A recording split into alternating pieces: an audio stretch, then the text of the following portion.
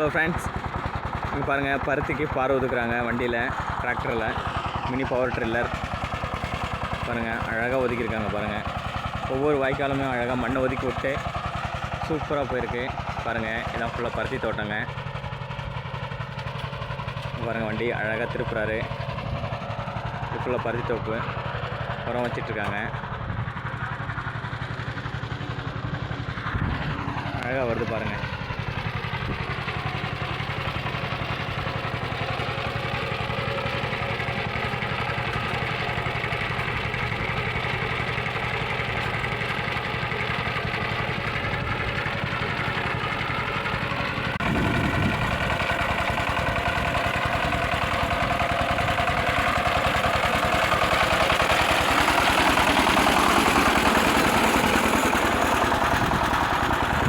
Thanks for watching.